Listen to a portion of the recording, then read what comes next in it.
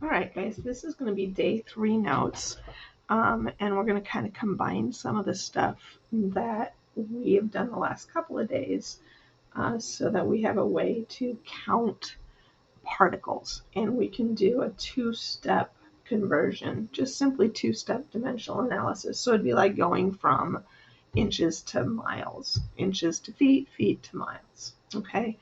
Um, so we've already learned a couple things. We have learned how to convert moles into particles, and when we do that, we use the conversion factor that 1 mole is equal to 6.02 times 10 to the 23rd. That's Avogadro's number, particles. All right. We have also, oops, screen issues. Okay. We have also learned how to convert moles into grams using the molar mass. So that conversion is 1 mole is equal to the atomic mass in grams. And we get that from the periodic table. Okay, so we've done both of those. So now what we're going to do is we are going to combine these two conversions, and we're going to be able to go, switch my pen, let's see if this is better. We're going to be able to go from particles to moles to grams, or the other way, we'll be able to go from grams to moles to particles. The main thing to think about and remember here is this is just dimensional analysis. So if you look at your units and you pay attention to your units, moles, particles, grams, if you set up your dimensional analysis like we have been all along, this is just another way of doing the same thing we've been doing since early first semester. All right, so let's look at this example. The example is, what is the mass? And I'm going to do my given and my unknown. So in this case, what I'm given is, let's see, I have formula units. So 1.79 times 10 to the 24th. I abbreviate formula units FU. And let's just for a minute review again. When we talk about particles, we're talking about 3 things. Okay, we can be talking about atoms. Okay, that's just one single element, one atom of an element. We can talk about molecules. And molecules is used for covalent compounds. All right, which are nonmetals only. All right, and then formula units are used for ionic compounds. So we want to make sure we've got our vocabulary right as we head into this new year. Okay, so we're given 1.79 times 10 to the 24th formula units, and we are looking for, what are we looking for? The mass. So mass is always going to be in grams. All right, so we're just going to set this up, okay? And it's going to be 2 steps. So I'm going to start with my given, 1.79 times 10 to the 24th formula units. Remember, that's a fraction. I'm going to put that over 1. Okay. Now, my next, or my first conversion, I need to have, let's slide this up a little bit. I need to have formula units on the bottom. And if we look up here, formula units counts as particles. So let's just kind of make a note. Particles is atoms molecules, I'm going to abbreviate MC, or formula units. Okay, so in this case, we're starting with particles. We want to go to moles first. So on the top here, we have 1 mole. The number of formula units is always, in our conversion, always going to be Avogadro's number, so 6.02 times 10 to the 23rd. Okay, and leave myself enough room to write. And then my second conversion factor, moles, is going to go on the bottom, so 1 mole. Notice in all of these conversions, when we talk about the number of moles, the number of moles is always 1 mole, because 1 mole is equal to Avogadro's number. 1 mole is equal to the mass in grams. So let's see. I have 1 mole. I need mass up here. Okay. So in this case, I'm going to have to take a step back. I'm going to have to calculate the molar mass of K3PO4. So let's see. I have 3 potassium. I have 1 phosphorus, and I have 4 oxygen. And of course, I don't have my periodic table out. Not very prepared. Let me grab my periodic table, and I'm just going to grab my online version because I'm actually at home and I don't have a paper copy. All right, let's see. Give me just a minute.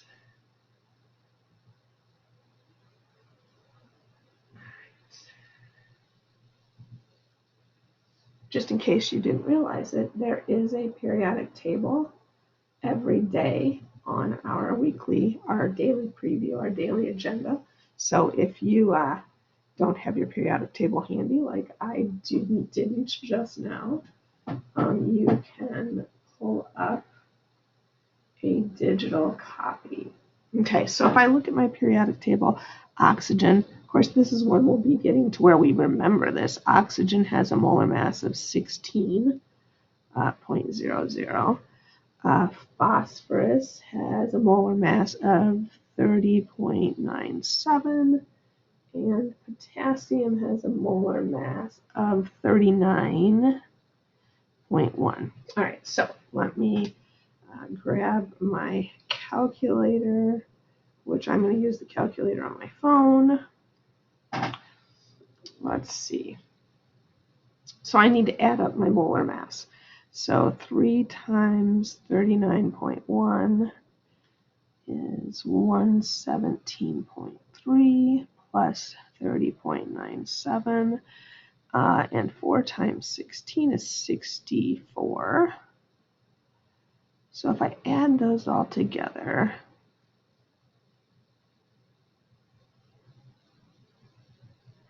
I get 212.27 grams. Okay, so now I'm going to do this math. And again, we've got to make sure we're plugging in our exponents correctly. So on my phone, I'm going to do 1.79 EE 24 divided by 6.02 EE 23 times 212.27. I'm going to get an answer of 631.168. Now, let's see, how many sig figs can I use? If I look, my original number, which is where we're always going to get sig figs, has 3 sig figs. So I can have 3 sig figs in my answer. So my answer is going to be 631 grams of K3PO4. All right, not too bad. A little time consuming. That's what you're going to find this semester. A lot of what we do is just kind of tedious in terms of how long the problems take to work. And it looks like that is all we have. So let's go ahead. We're going to do one more example from our homework. So we'll do this first example yeah, we'll do this first example on worksheet 3 together, just so that we do a couple together before I turn you loose to do them all on your own. Okay, so number 1 on the homework says we are given 13.5 grams of sulfur dioxide, so SO2, and we're looking for molecules of SO2. Molecules because sulfur and oxygen are both nonmetals, so this is a covalent compound.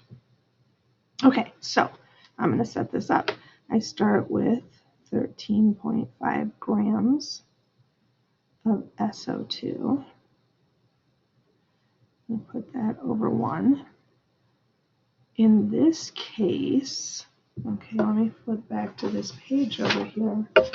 In this case, we're going from grams to moles and then to particles. Okay, so if you're not sure how to set this up, you got to think about what we can convert between. We can convert between grams and moles, and we can convert between moles and particles. Okay, so this first step, we are going to have to go from grams to moles of SO2. Okay, anytime we see grams, what do we have to do? We have to look at our periodic table. So SO2, we have 1 sulfur, 2 oxygen. The molar mass of sulfur is 32.07. Molar mass of oxygen is 16. If we add these together, we get 64.07 grams. I'm going to put this up here in my conversion. And then our final step is to go from 1 mole of SO2 to molecules. And anytime we're looking at molecules, we're looking at Avogadro's number. So we're going to abbreviate MC. All right. So now it's just a matter of plugging it into my calculator. Let's see what we get. I'm going to take 13.5 divided by 64.07 times 6.02 times 10 to the 23rd. And I get 1.26845. Now, when you do this, don't forget to look at the end. Oops, what did I just do? I just messed up my calculation. Don't forget to look at the end of the number.